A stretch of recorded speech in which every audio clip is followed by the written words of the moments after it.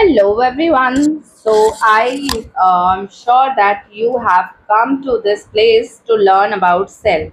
क्योंकि being in class ninth, you already know what is the fundamental unit of life, right? But class ninth में हम इसके बारे में डिटेल वे में पढ़ने वाले हैं और मैं आपको सजेस्ट करूँगी बिफोर स्टार्टिंग द चैप्टर कि आप अपनी एनसीईआरटी लेकर आप बैठ सकते हो। हम एक एक पॉइंट हम एनसीईआरटी से करेंगे क्योंकि हम नहीं चाहते कि हमारा कोई भी इम्पॉर्टेंट पॉइंट मिस हो फ्रॉम द एनसीईआरटी। ओके, ठीक है, ठीक है भाई। जो उनका डिस्कवरी है सेल की, वो किसने की है? वो है, फर्स्ट नाम आता है रॉबर्ट हुक का। 1665 में उन्होंने क्या किया, एक बार्क ऑफ द ट्री लिया। ठीक है, ठीक है। बार्क ऑफ द ट्री क्या होता है? उसकी छाल होती है, ये पेड़ है, ठीक है। इसकी जो आउटर कवरिंग होती है उसको बोलते हैं बार्क ऑफ ट्री। इसको क्या बोलते हैं? कॉक बोलते हैं। उसका थिन स्लाइस लिया और उनको जो self made self design microscope था उसके अंडर उन्होंने ऑब्जर्व किया। तो उनको वो ऑब्जर्व करने पे, माइक्रोस्कोप को ऑब्जर्व करने पे उनको वो स्ट्रक्चर कैसा दिखा? हनीकॉम्ब जैसा। हनीकॉम्ब क्या होता है? हनीकॉम्ब होता है जो मधुमक्खी का छत्ता। आई एम श्योर कि आप सबने देखा होगा और आप सबने खाया भी होगा हनी, क्योंकि मुझे तो बहुत ही डिलीशियस लगता है और ये बहुत ही हेल्थ वाइज, हेल्थ के लिए भी बहुत अच्छा होता है, तो कभी कभी ज़रूर खाना चाहिए। तो इस तरीके का छत्ता होता है, राइट? हनी कॉम्ब बोलते हैं इसको। इसमें आप देख सकते हो कि छोटे छोटे कंपार्टमेंट्स हैं। तो जो बार्क ऑफ द ट्री को ऑब्जर्व किया ना उन्होंने, कॉक को जब ऑब्जर्व किया तो उसमें भी इनको इसी तरीके का स्ट्रक्चर नज़र आया जिसमें छोटे छोटे कंपार्टमेंट्स बने हुए थे। तो इन कंपार्टमेंट्स को उन्होंने क्या बोला? उन्होंने इस कंपार्टमेंट्स को बोला सेल। ठीक है, सेल क्यों बोला? सेल बोला इसलिए क्योंकि सेल का मतलब होता है, सेल एक लैटिन वर्ड से लिया गया है जिसका मतलब होता है लिटिल रूम, राइट? ओके, तो सेल दिस, ये बहुत ही इंसिडेंस जो था ये बहुत ही सिंपल सा और बहुत ही मतलब उतना मामूली सा लगा, लेकिन ये जो हिस्ट्री ऑफ साइंस में इसका बहुत ही बड़ा योगदान है, हम कह सकते हैं इसको। और ये फर्स्ट टाइम था, ये रॉबर्ट हुक ने फर्स्ट टाइम ऐसा हुआ था कि किसी ने लिविंग थिंग को ऑब्जर्व किया था और उसमें सेपरेट यूनिट्स को देखा था, राइट? ओके, और वो क्या था? सेल। ठीक है, the use of the word cell to describe these units is being used till this day in biology. अभी तक इसको हम सेल ही बोलते हैं, राइट? ये लिटिल कंपार्टमेंट्स जो लिविंग ऑर्गेनिज्म में लिविंग होता है, ओके, इसको हम सेल आज तक बोलते हैं। तो what are living organisms made up? तो हम सब लिविंग ऑर्गेनिजम्स हैं, चाहे एनिमल्स हो, ठीक है, ह्यूमंस हो या फिर प्लांट्स हो, चाहे बैक्टीरिया हो, चाहे अमीबा हो, चाहे पैरामीशियम हो, ये सब किस चीज़ के बने हुए हैं? बहुत ही फंडामेंटल यूनिट जिसको हम बोलते हैं सेल, राइट? तो प्रिमिटिव माइक्रोस्कोप, जो पहले का माइक्रोस्कोप था, वो यूज़ करके रॉबर्ट हुक ने 1665 में इसको डिस्कवर किया। ठीक है, वो क्या डिस्कवर किया था? वो जो डिस्कवर किया था उन्होंने, वो एक्चुअली में थे डेड सेल्स, राइट? फिर उसके बाद आए ल्यूवेनहॉक इन 1674, राइट? इन्होंने इम्प्रूव्ड माइक्रोस्कोप यूज़ किया और इन्होंने क्या ऑब्जर्व किया? इन्होंने free living cell in pond water for the first time इन्होंने ऑब्जर्व किया। किसने? जो लिविंग, जो डेड सेल था, जो नॉर्मली अगर एग्जाम में पूछा जाए कि सेल को किसने डिस्कवर किया है तो उसमें रॉबर्ट हुक का नाम आएगा। अगर लिविंग सेल के बारे में पर्टिकुलरली पूछा जाए, फ्री लिविंग सेल्स, तो उसको उसमें हम ल्यूवेनहॉक को उसका योगदान देंगे, राइट? फिर आए रॉबर्ट ब्राउन इन 1831। 1831 में रॉबर्ट ब्राउन आए और उन्होंने जो सेल में न्यूक्लियस है उसको डिस्कवर किया। ठीक है, तो पहले हम देखते हैं सेल क्या है। Cells of an onion peel. तो हमें एनसीईआरटी में कुछ एक्टिविटीज़ दी है जिसमें अनियन का पील लेके, ये अनियन है, राइट? अनियन आप छीलते हो तो उसमें ना ऊपर का लेयर हल्का सा आप हटाओगे तो वो हट जाएगा, तो फिर उसको फोर्सेप लेके माइक्रोस्कोप में ऑब्जर्व करोगे तो इस तरीके की आपको फिगर नज़र आएगा। अनियन पील में जब आप अच्छे से, जो भी एक्टिविटी में दी गई है वो उस तरीके से आप यूज़ करें, ओके, तो ठीक है। तो उसमें आपको ये दिखेगा, ये जो छोटे छोटे कंपार्टमेंट्स हैं, ये जो कंपार्टमेंट्स हैं ये क्या है, ये कंपार्टमेंट सेल हैं, ठीक है। और जो इसमें छोटे छोटे जो डॉट्स दिख रहे हैं वो क्या है, वो है न्यूक्लियस, राइट। तो ये cell of an onion peel है। आपके एनसीईआरटी में कंपाउंड माइक्रोस्कोप जो कि इम्प्रूव माइक्रोस्कोप है उसका फिगर दिया हुआ है, ठीक है, वो भी आप देख लेना। तो ये जो न्यूक्लियस है इसको किसने डिस्कवर किया था, वो रॉबर्ट ब्राउन ने डिस्कवर किया था। तो रॉबर्ट ब्राउन ने क्या डिस्कवर किया था, तो न्यूक्लियस इन द सेल। फिर परकिंजी आए, परकिंजी इन 1839 इन्होंने प्रोटोप्लाज्म बोला। प्रोटोप्लाज्म को एक टर्म, एक नाम दिया, एक जो सेल में एक फ्लूइड सब्सटेंस था सेल में, ठीक है, फ्लूइड सब्सटेंस था, उसको उन्होंने क्या बोला, उन्होंने उसको नाम दिया प्रोटोप्लाज्म। तो प्रोटोप्लाज्म एक्चुअली है क्या, ये जैसे ये एक सेल है, ठीक है, ये आउटर कवरिंग क्या है, सेल मेम्ब्रेन है, ठीक है, और इसके अंदर लिक्विड भरा हुआ है, ठीक है, और यहाँ पे न्यूक्लियस है। तो ये न्यूक्लियस और ये सेल के अंदर का स्ट्रक्चर, जो अंदर का फ्लूइड है, ठीक है। और प्लांट्स में क्या होगा, सेल वॉल भी होगा, जो कि हम में मिसिंग होता है, राइट। तो प्लांट्स में सेल वॉल होगा और हम में, अगर हम अपने सेल को देखें तो साइटोप्लाज्म, जो सेल के अंदर का जो फ्लूइड होता है उसको बोलते हैं हम साइटोप्लाज्म। साइटोप्लाज्म पर प्लस ये जो डॉट वाला स्ट्रक्चर है उसको मिला के हम क्या बोलेंगे, उसको प्रोटोप्लाज्म नाम दिया। किन्होंने दिया, P for protoplasm, P for Purkinje. ऐसे आप इसको याद रख सकते हो, ठीक है।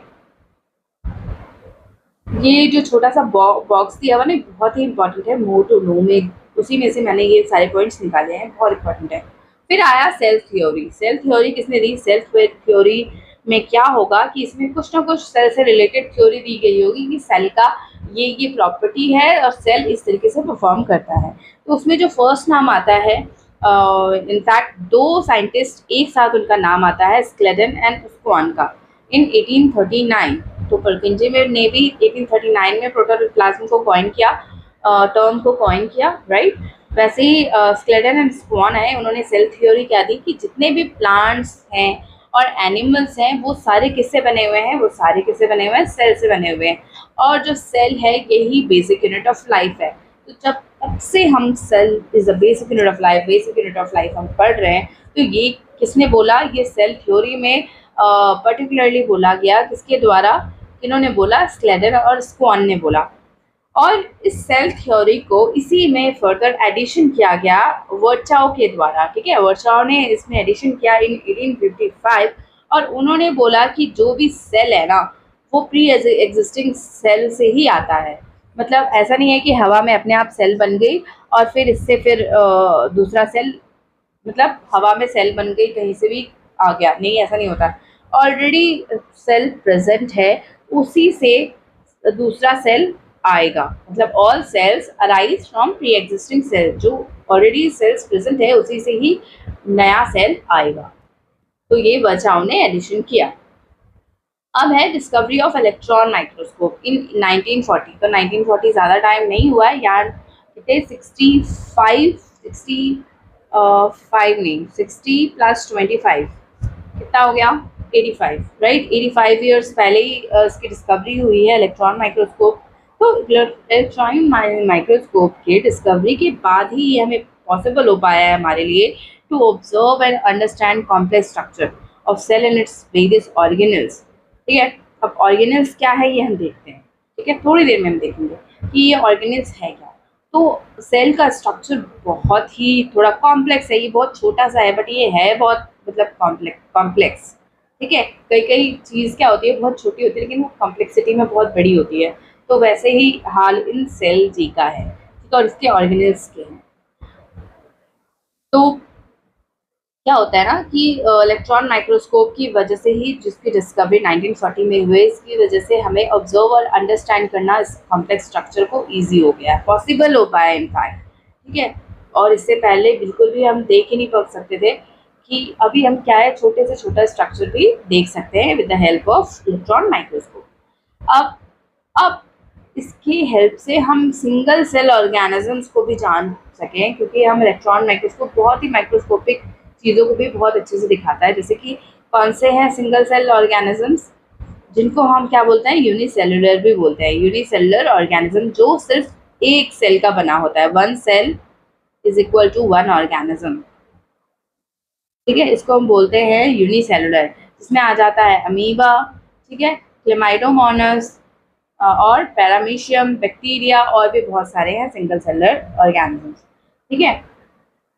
अब मल्टी सेलुलर भी होते हैं, यूनिसेलुलर है, हम क्या है, we humans are multi cellular organisms, group of many cells और टिश्यू जो है। मल्टी सेलुलर मतलब क्या होगा, मोर देन वन सेल होगा, बहुत सारे सेल्स होंगे, राइट।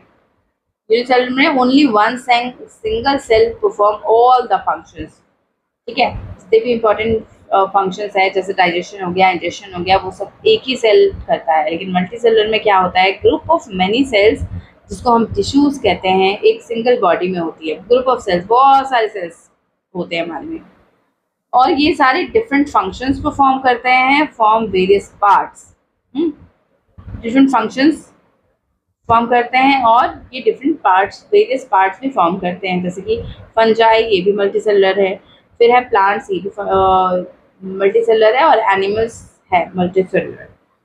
अब ये क्या करता है, ये come from a single cell, जैसे कि एक स्पर्म हो गया, ठीक है, इन केस ऑफ ह्यूमन एक स्पर्म हो गया, ये क्या है, सिंगल सेल है। ओवम क्या हो गया, सिंगल सेल है। तो सिंगल सेल कंबाइन करके जाइगोट बनाता है, तो फिर ये क्या हो जाता है, ये डिप्लॉयड हो जाता है, ये हैप्लॉयड है, मतलब सिंगल सेट ऑफ क्रोमोसोम है। ये आप आगे, मैं आपको बताऊंगी आगे के चैप्टर्स में, आपको समझ में आएगा, ठीक है। तो single cell ovum and sperm होता है, इसको कंबाइन करके ये मल्टी सेलुलर फिर बना देता है। सेल्स डिवाइड, अब सेल्स क्या करते हैं, डिवाइड करते हैं to produce cells of their own kind. तो आप बोलोगे कि सेल डिवाइड करने से तो कम हो जाता है, कम हो जाती हैं चीज़ें, लेकिन नहीं। जैसे ये सेल है, ठीक है, ये टूटेगा, ये आगे टूटेगा, तो एक सेल किस में बन जाएगा, दो सेल में बन जाएगा। दो सेल टूटेंगे तो फिर ये किस में बन जाएंगे, चार में बन जाएंगे, राइट। चार टूटेंगे तो फिर क्या हो जाएगा, ये 8 में बन जाएंगे, राइट। इस तरीके से ही डिवीजन होते होते नंबर ऑफ सेल्स देखो आप कितना बढ़ गया। तो इसी तरीके से क्या है कि डिवीजन, सेल डिवीजन से क्या होता है, वो सेल्स प्रोड्यूस करते हैं ऑफ देयर ओन काइंड। और यही जो टर्म है, इन्होंने बोला था कि come from pre existing cells, ये किसने बोला था, वर्चाओ ने बोला था, और किसमें ऐड किया था, सेल थ्योरी में अपना ऐड किया था, ठीक है। इसमें उन्होंने एक्सपैंड किया था सेल थ्योरी को, ठीक है। अब फिर है डिवीजन ऑफ लेबर होता है, ठीक है। डिवीजन ऑफ लेबर का मतलब क्या है, different parts of the body, क्योंकि हमारा जो डाइजेस्टिव सिस्टम है वो अलग फंक्शन परफॉर्म करता है, ठीक है। Different parts of the body perform different functions, ठीक है। हार्ट अलग फंक्शन परफॉर्म करता है, राइट। इसी तरीके से इसी को बोलते हैं हम डिवीजन ऑफ लेबर, कि जितने भी पार्ट्स हैं वो डिफरेंट फंक्शंस परफॉर्म करेंगे। जैसे कि हार्ट हो गया, ब्लड पंप करेगा, स्टमक डाइजेशन करेगा, ठीक है। इस तरीके से डिफरेंट स्ट्रक्चर्स जो होते हैं वो डिफरेंट फंक्शन परफॉर्म करते हैं, ओके। कुछ जो ऑर्गेनिजम्स हैं, कुछ ऑर्गेनिजम्स वो can have cells of different kinds, जैसे हम ही हैं, ठीक है, लिविंग ह्यूमन है, तो उसमें क्या है, डिफरेंट टाइप्स ऑफ, हमारे अंदर ही एक टाइप की सेल्स नहीं है, हमारे अंदर ही डिफरेंट टाइप्स ऑफ सेल्स है।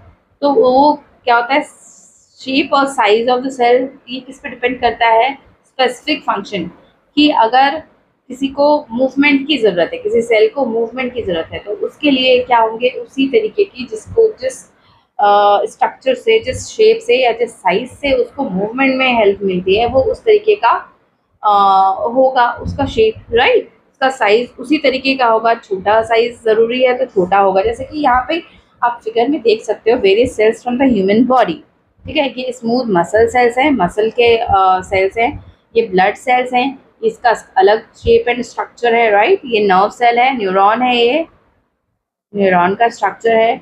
ये फैट सेल है, जो हमारे अंदर फैट जमा होता है, उसका सेल, जहाँ पे स्टोर होता है फैट, उसको बोलते हैं फैट सेल।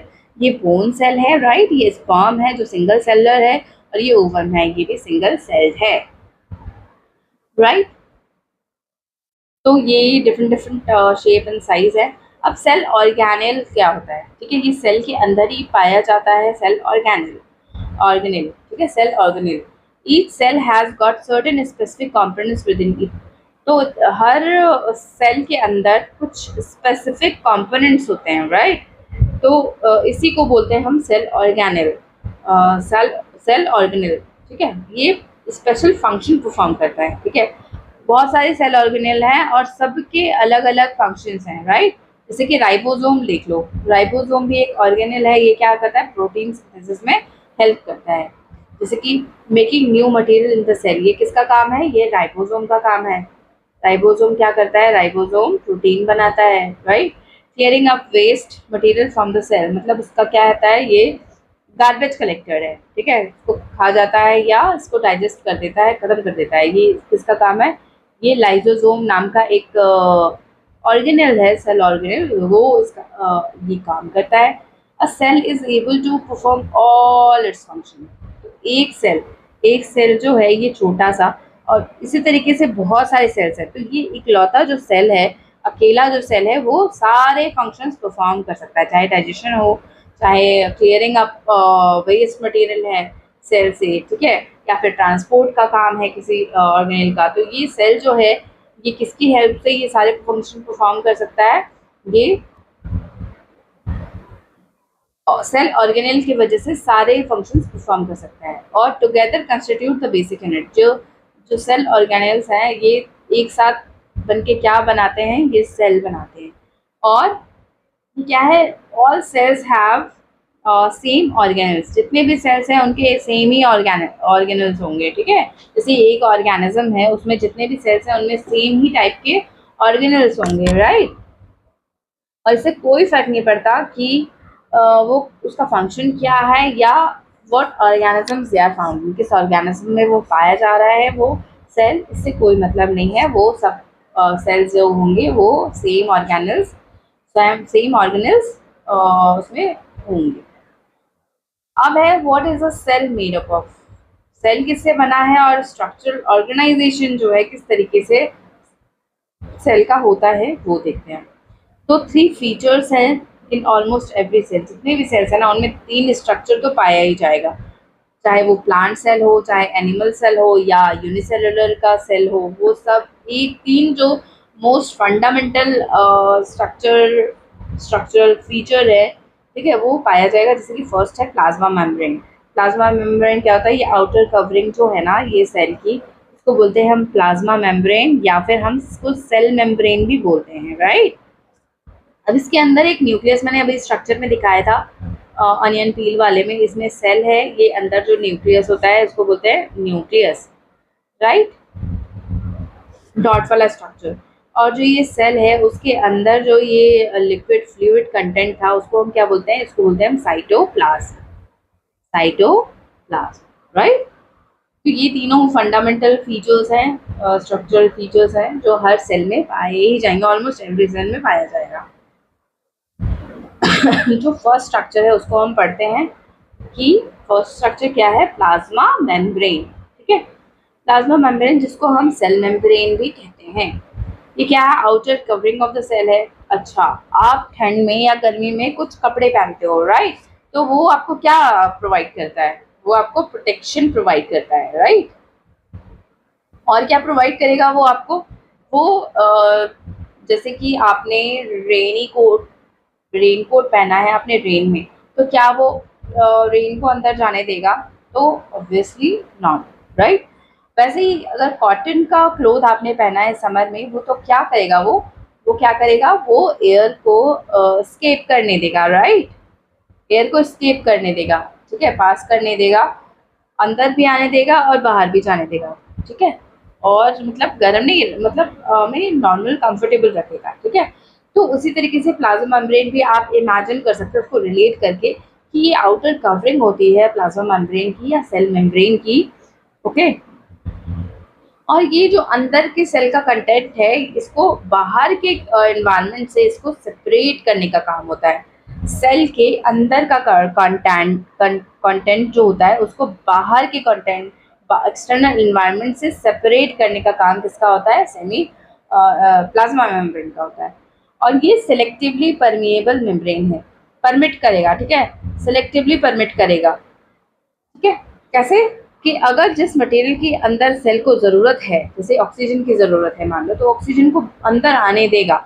लेकिन अगर कि कोई ऐसी चीज़ है जैसे टॉक्सिक चीज़ है जो सेल को रिक्वायर्ड नहीं है, तो वो क्या करेगा, टॉक्सिक चीज़ को अंदर नहीं वो आने देगा, एंट्री बंद कर देगा, राइट। तो इसलिए इसको बोलते हैं सिलेक्टिवली परमिएबल, की जिसको आने देगा वही, जिसको आना है, जिसकी ज़रूरत है उसी को आने देगा, और जिसकी ज़रूरत नहीं है उसको नहीं आने देगा। जिसको बाहर जाना है उसको बाहर जा पाएगा, जो चीज़ बाहर नहीं जाने वाली है, जिसको सेल की ज़रूरत है उसको बाहर जाने नहीं देगा। यही है सेलेक्टिवली परमिएबल मेम्ब्रेन। अब ये जो भी चीज़ें अंदर और बाहर होती हैं, सेल के अंदर जाती है या सेल से बाहर आती है, वो किसके थ्रू होता है, वो कौन सा प्रोसेस है, वो है डिफ्यूजन। तो डिफ्यूजन कौन सा प्रोसेस है, स्पॉन्टेनियस मूवमेंट, मतलब अपने आप जो मूवमेंट होता है, वो substance from a region of high concentration to a region of low concentration. मान लो, ठीक है, जैसे हमने जैसे फूड का ही ले लो, ठीक है, फूड ऐसे यहाँ पे धुआं निकल रहा है, खुशबू आ रही है, बहुत अच्छी, बहुत डिलीशियस डिश बनाया है मम्मा ने आज, ठीक है। हमारी फेवरेट कोई डिश बनाई है, जो जैसे सपोज कि खीर बनाई है, ठीक है, खीर बनाई है मम्मा ने। तो उसकी बनते बनते बनते बनते क्या है कि वो उसकी खुशबू धीरे धीरे फैल रही है, ठीक है, धीरे धीरे खुशबू फैल रही है, ठीक है, पहले एकदम से चढ़ाते ही नहीं आ जाती है, धीरे धीरे फैलती है। तो यहाँ पे जहाँ पे बन रहा है किचन में, वहाँ पे आप जाओगे तो वहाँ पे क्या होगा, तो वो जो खुशबू है उसकी कॉन्सेंट्रेशन हाई है, राइट, वहाँ पे हाई कॉन्सेंट्रेशन है। तो वो धीरे धीरे कहाँ जा रहा है, वो लो कॉन्सेंट्रेशन की तरफ जा रहा है, जहाँ पे उसकी कॉन्सेंट्रेशन जो है वो कम है। तो इसी तरीके से ये डिफ्यूजन प्रोसेस काम करता है, ठीक है। जैसे कि डिफ्यूजन क्या है, स्पॉन्टेनियस, मतलब अपने आप मूव होगा, ठीक है। अब हम जो उसकी खुशबू है उसको हम जानबूझकर नहीं कर रहे, वो अपने आप ही मूव कर रहा है, कहाँ से, हाई कॉन्सेंट्रेशन से लो कॉन्सेंट्रेशन की तरफ, राइट। जैसे कि कार्बन डाइऑक्साइड है, ऑक्सीजन है, ये गैसेस हैं जो सेल के अंदर बाहर होने की ज़रूरत होती है, राइट। तो ये कार्बन डाइऑक्साइड क्या है, सेलुलर वेस्ट है, ऑक्सीजन हमें ज़रूरत होती है, ठीक है। तो ये क्या होता है, ये डिफ्यूजन एक प्रोसेस है, इसके थ्रू ये सेल के अंदर बाहर कर सकते हैं ये गैसेस। अब ये किस लिए इम्पोर्टेंट होता है, ये गैसियस एक्सचेंज में इम्पोर्टेंट होता है between the cells as well as the cells and its external environment. जैसे ये सेल है, सेल भी ये इसको गैसियस एक्सचेंज की अगर ज़रूरत है तो उसमें भी हेल्प करेंगे डिफ्यूजन, क्योंकि यहाँ पे ज़्यादा कॉन्सेंट्रेशन है, ये सेल में किसी चीज़ की कॉन्सेंट्रेशन ज़्यादा है और यहाँ पे कम है, तो ये क्या करेगा, हायर टू लो कॉन्सेंट्रेशन के मूव करेगा, ठीक है। फिर है ऑस्मोसिस। ऑस्मोसिस भी ये मूवमेंट ही है, लेकिन ये वाटर मॉलिक्यूल का मूवमेंट होता है through a selectively permeable membrane, ठीक है। यहाँ पे ऑस्मोसिस में क्या होता है, जहाँ पे भी वाटर मॉलिक्यूल्स का मूवमेंट इन्वॉल्व हो through a selectively permeable membrane, इसको ऑस्मोसिस बोलते हैं। इसमें भी क्या होता है, higher concentration to low concentration movement होता है वाटर मॉलिक्यूल्स का।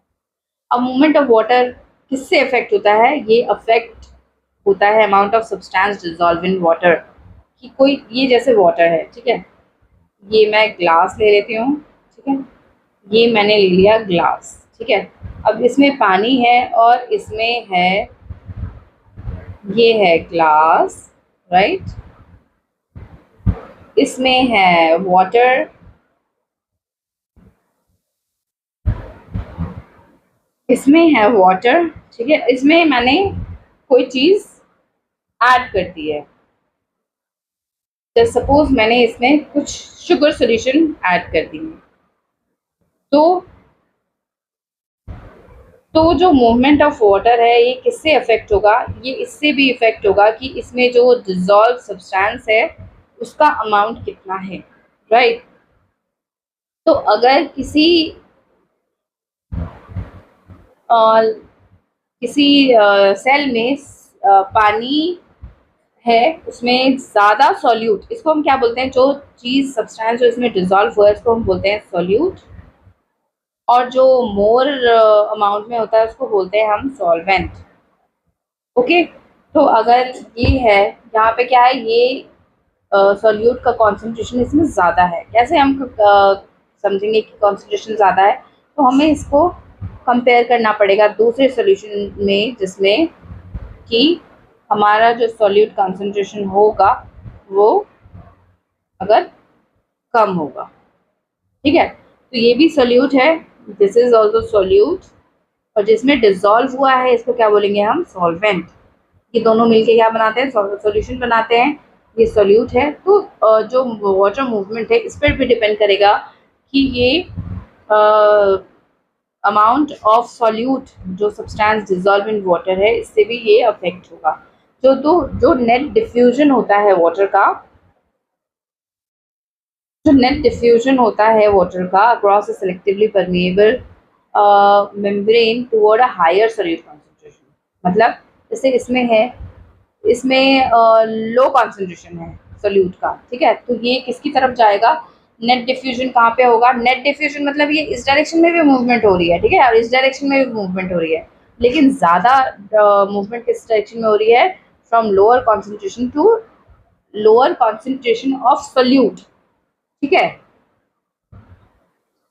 और मोर कॉन्सेंट्रेशन ऑफ सॉल्यूट, ठीक है, from a region of lower solute concentration to a region of more या higher solute concentration। Obviously पानी यहाँ पे ज़्यादा है, यहाँ कम है, तो यहाँ पे मूवमेंट होगा, ठीक है, या तो सॉल्यूट के कंपैरिजन में आप ध्यान रख सकते हो या फिर सॉल्यूट की कॉन्सेंट्रेशन। तो सॉल्वेंट के केस में सेम होगा, higher concentration to lower concentration, और सॉल्यूट के केस में होगा lower concentration to high concentration तरफ नेट डिफ्यूजन होगा, ठीक है। तो अभी इस वीडियो में मैं यहीं तक कवर करूँगी, और नेक्स्ट वीडियो में हम बाकी स्ट्रक्चर को हम कवर करेंगे, इसमें सेल वॉल, न्यूक्लियस और साइटोप्लाज्म, ओके, और एंडोप्लाज्मिक रेटिकुलम, और भी बहुत सारे ऑर्गेन्स को हम पढ़ेंगे, और बहुत कुछ इस चैप्टर में दिया गया है। तो अभी तक आई होप कि आपको ये चैप्टर समझ में आया हो, और I was able to teach you और to make this chapter easier for you to understand, ठीक है। अगर आपको अच्छा लगा हो तो you already know what you need to do, so don't forget to like, share and subscribe, okay, thank you so much। और अपना डाउट कमेंट में ज़रूर आप करना, अगर आपको पसंद भी आता है वीडियो तो भी आप कमेंट में ज़रूर करना। Thank you so much.